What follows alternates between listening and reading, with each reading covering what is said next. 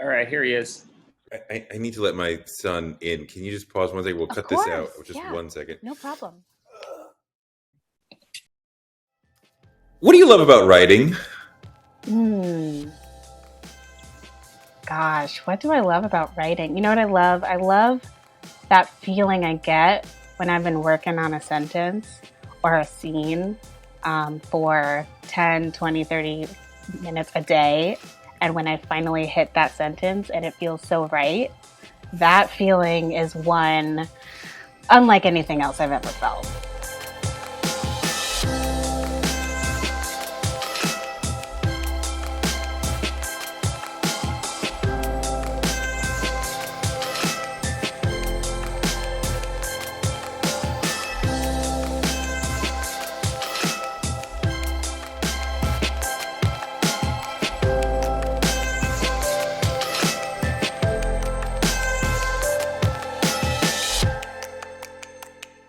Hulu in television. Tell me about the world of adapting with the awesome Rashida Jones. Yeah, she's amazing. Oh my God, she's amazing. It's been wild. Is the best way, and surreal. I mean, we first zoomed last summer, and again, we know what last summer was. I was like sitting in our studio apartment at the time, and like, how am I zooming with Rashida Jones? And like, there's also a pandemic happening, and then like protest. It's just like one of those moments where it's like, wow. And I was really nervous, of course, at first. But she just got the story, gets the story, gets the vibe, the vision, and we have just been like having a wonderful time writing, the pilot and talking about how to be really intentional about um, all of these things that are now in a lot of ways um, not more complicated because we're in a world that's very different. Like the conversations happening now around race and talking about race in the workplace are different than they were when I wrote this book 2 years ago. And so, how do we make this so that this show still feels of the moment, and also brings in those genre elements, and also. And so it's been really fun, and I'm not going to say easy. It's been hard in a lot of ways. Just again, opening up my circle in a way that's completely new to me because I've never written a script before in my life. But I'm really enjoying it. And I love watching TV now and being like, I see what you did there. I see what you did. I like it. Or like, I see what you did and I hated it, and we're not doing that.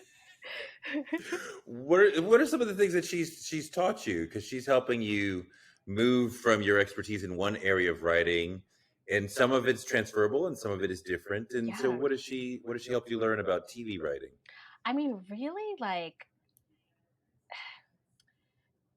writing in a way that you don't have a lot of space. Like, you don't have a lot of time to go into like Nella's entire backstory of her, her history, her dating history, her time in Connecticut, being the only black girl. Like, you have to really signal those in a way.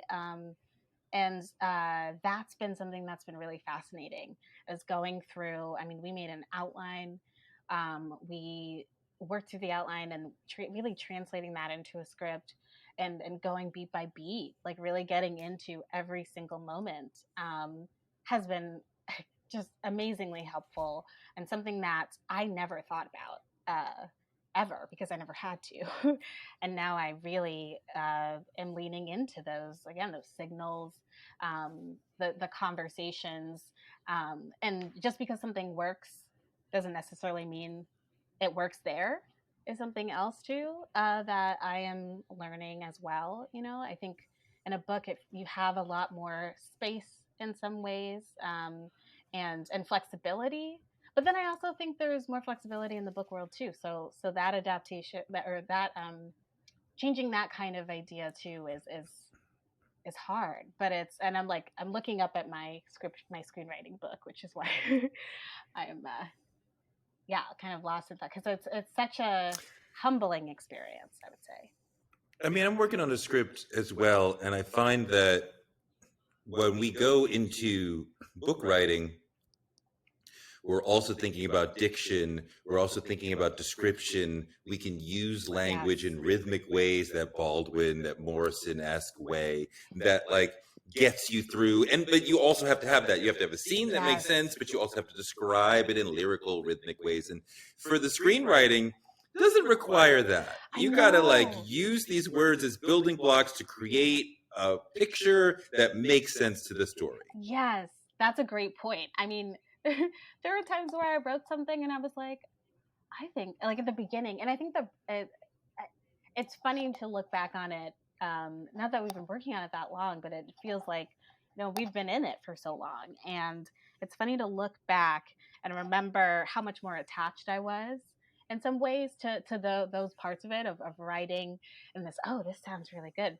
and now I'm just like, okay, how can we make this like still have this translate in a way that is purposeful and intentional again. I feel like intentionality is like that is something that it happens for me. I feel like more organically while writing prose than it does in this way, and so that's something that's been a really really interesting learning experience, and I'm hoping it'll translate to my next book. We'll see. I don't know. I mean, it can't not. I mean, like every Right. experience you have is going to be part of that. Exactly. So like yeah, of course it'll come in, but also you're back in your, your home court, your Yeah. first love, Yes. I mean, like, you went and got an MFA for this thing. You know what you're doing when you're writing a novel. Well, it's funny. I got an MFA in nonfiction writing, but Right, it's all right. connected. Like it's all connected, clearly. Yeah, I mean, you study fiction in the creative, right? I mean, like I went to Columbia. I didn't finish like you did, but I went to Columbia. We studied fiction and nonfiction, even though I was nonfiction That's concentration. true. That's true. That's very true. Yeah, we had our not electives, but yeah, yeah, and I think they need to go hand in hand for sure. Did you see? I don't know how it was like for you guys, the new school, but did you ever see on Girls when she went to Iowa and what the classroom would be like and stuff? Oh man, what season is that? Because I Oh wow, stopped. I one of the mean, not later to put seasons. you It on was the. either the last or the penultimate. I didn't. I did not. I think I watched through the first 3 or 4 seasons. Um, Yeah. it is it. What's it like? I thought it was super accurate. I was like, Yeah. this is what it's like. Yeah. Just emotionally, like, you're in the room and you present your work, Mm-hmm. and some people are like, this is amazing, but she says everything is amazing. And he says that was shit, but he says everything's shit. And she's your friend, so she gives you like good, reasonable critique. And you said something mean about his work last week, so he's gonna say something mean about your work this week. And like, okay, I know how to read all these All of comments, the but the two of you, I trust you. I like your writing. You're going to give me real stuff. So like, I'm learning from the two of you, and the rest of you, I'm like, all right, grain of salt. Totally. But it's very emotionally charged and like, So much so, and the thing that was really the thing about the nonfiction program is like we were all opening up. I mean, most people were writing personal things. I think there were a couple people who were mm-hmm. writing research things that and so you learn a lot about everybody really fast. She's depressed. Look at her work. Right. He's not. Look at his work. Exactly. And I was actually talking to one of my MFA buddies yesterday, like reminiscing about just like, oh, that's the one who wrote the piece on like this topic or this issue. And it's like, oh no, that was the other person. And like they always did that. Remember how they always did this? And that's exactly right. Like that vibe. Ultimately though, people ask me this a lot, and I'm curious. You said you didn't finish at Columbia, but I have a lot of people ask me how I felt about my MFA experience. Was it worth it? And I say yes and no. I think for me, I met so many great people that I'm still in touch with. It's really all about the connections for me that I made. But everyone has a different experience, and the money, that's a different podcast conversation. But It wasn't cheap. It was really valuable for me. I could not write fiction before I got to school, and I felt very confident in nonfiction. And but I definitely benefited from the microscoping of the text that we did, going through yes, George Orwell and Joan Didion and some of the other things that we read. the Um, craft. eh, The craft. yes, but the first fiction class I took just opened a couple of doors and was like, look, if you can do this, you can do this. Yeah. It's just and he kind of opened up the door, and then it was like, oh, and then I was able to write. I remember the first thing I wrote, though, was kind of a fiction piece, was kind of a parable.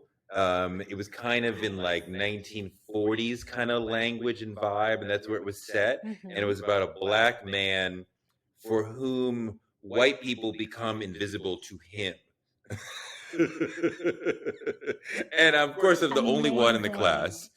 And the white people flipped out. They were like, we don't like it. We don't get it. We don't understand it. We don't like this vibe. It wasn't trying to be postmodern David Foster Wallace-y. It was like, like Langston Hughes kind of vibe to it. And the teacher was like, okay, stop. This is amazing.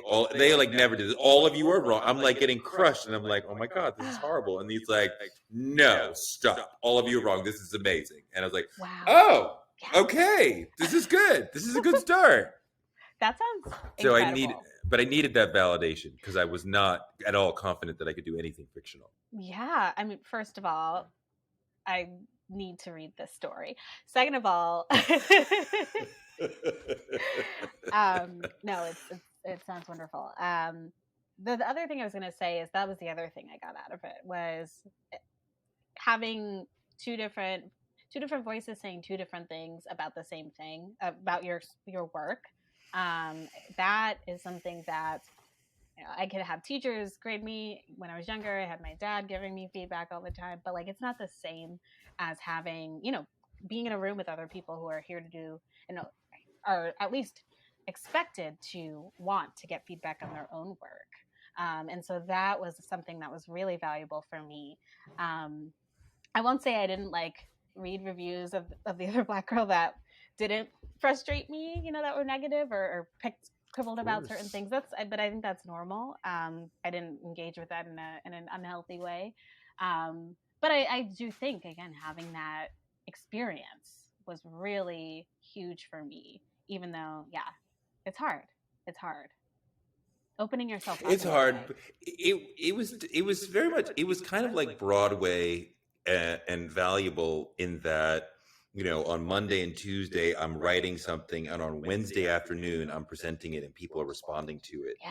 And that closing that loop allowed me to take that back with me to the computer or the desk, and to say, okay, if you do this sort of thing, then people will say this, so don't do that, or do more of this, or whatever. And you needed that feedback loop that was really, really small to fully understand what you were doing and the impact you were having. Yeah, for sure, definitely. So, okay, one more thing, because I've kept you for a long time and I really super appreciate it. Oh, no. I ask everybody this question: what is your superpower? What is the thing that you do better than other people that has led to your success? Oh, I love this question. The first thing that comes to mind for me is empathy. I love conversations like these. Like I love having like one-on-ones with people. Before publishing, I worked at a pie shop in Gowanus. Before that, I've worked in cupcake shops and coffee shops, and I love those kind of things, those kind of conversations you have with people. And I feel like that's because I just feel like I'm a pretty empathetic person, for better or for worse, but ultimately for better, I feel. And I'd say that.